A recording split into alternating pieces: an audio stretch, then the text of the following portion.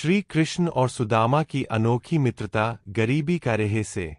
बहुत समय पहले श्री कृष्ण और सुदामा दोनों एक ही गुरुकुल में पढ़ते थे, जिसका संचालन संदीपनी ऋषि करते थे। कृष्ण राजा के पुत्र थे, जबकि सुदामा एक गरीब ब्राह्मण परिवार से थे। लेकिन दोनों की मित्रता इतनी गहरी थी कि उनमें कभी अमीरी गरीबी का भेद नहीं आया। एक दिन गुरु माता ने दोनों को जंगल से लकड़ियां लाने भेजा। अचानक तेज बारिश शुरू हो गई। दोनों एक पेड़ के नीचे कांपते हुए रात भर खड़े रहे। उस रात सुदामा के पास थोड़ा सा चिवड़ा, पोहे था, जिसे उसने छुपाकर खा लिया और कृष्ण को नहीं दिया। कृष्ण मुस्कुराए, कुछ बोले नहीं, लेकिन उनके मन में सब कुछ था। यही छोटी सी घटना आगे चलकर बहुत बड़ी सीख बनने वाली थी। समय बीता। कृष्ण बन गए द्वारका के महान राजा। सुदामा बन गए एक गरीब ब्राह्मण। सुदामा की हालत इतनी खराब थी कि उनके घर में खाने तक को नहीं था। पत्नी और बच्चे कई बार भूखे सो जाते थे। उनकी पत्नी, जिसे कई कथाओं में सुशीला कहा गया है, ने एक दिन कहा, आपके मित्र कृष्ण हैं, उनसे मदद मांग लीजिए। सुदामा बोले, मैं दोस्ती को व्यापार नहीं बनाना चाहता।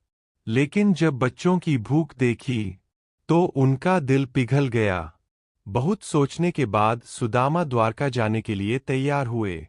घर में देने के लिए कुछ नहीं था, तो उनकी पत्नी ने पड़ोस से थोड़ा सा चिवड़ा उधार लेकर एक कपड़े में बांध दिया। वही चिवड़ा जो बचपन की याद दिलाता था। सुदामा नंगे पांव कई दिनों तक चलते रहे। रास्ते में भूख लगी, प्यास लगी, शरीर थक गया, लेकिन उनके मन में केवल एक ही भाव था, मैं अपने मित्र से मिलने जा रहा हूं। जब सुदामा द्वारका पहुंचे, वहां के भव्य महल देखकर वह चौंक गए। वह सोचने लगे, क्या कृष्ण मुझे पहचानेंगे? लेकिन जैसे ही उन्होंने द्वारपाल को अपना नाम बताया, कृष्ण तक खबर पहुंची। श्री कृष्ण यह सुनते ही नंगे पांव दौड़ पड़े। उन्होंने सुदामा को गले लगा लिया। उनकी आंखों में आंसू थे। पूरे महल में सन्नाटा छा गया। एक राजा एक गरीब ब्राह्मण को गले लगा रहा था। कृष्ण ने स्वयं उनके पैर धोए, उन्हें सिंहासन पर बैठाया। यह सच्ची मित्रता का सबसे बड़ा उदाहरण है।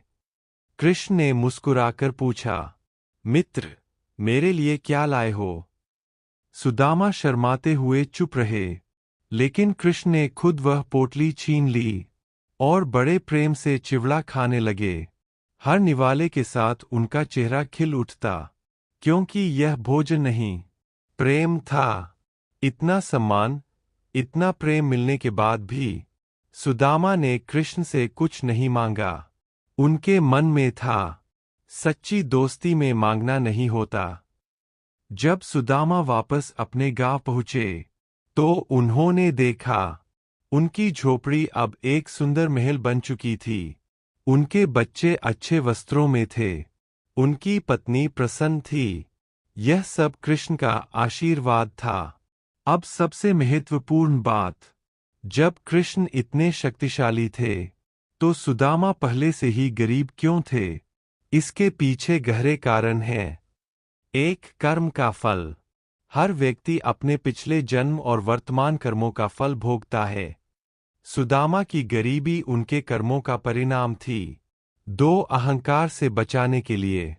अगर सुदामा अमीर होते, तो शायद उनकी विनम्रता खत्म हो जाती। गरीबी ने उन्हें विनम्र और शुद्ध रखा।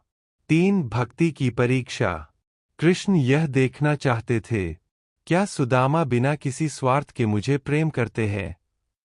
और सुदामा ने यह परीक्षा पास कर ली। चार, सही समय का इंतजार।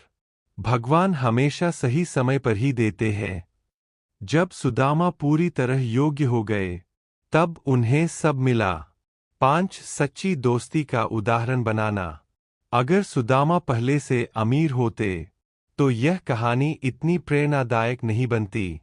यह दुनिया को सिखाने के लिए था कि दोस्ती में पैसा मायने नहीं रखता।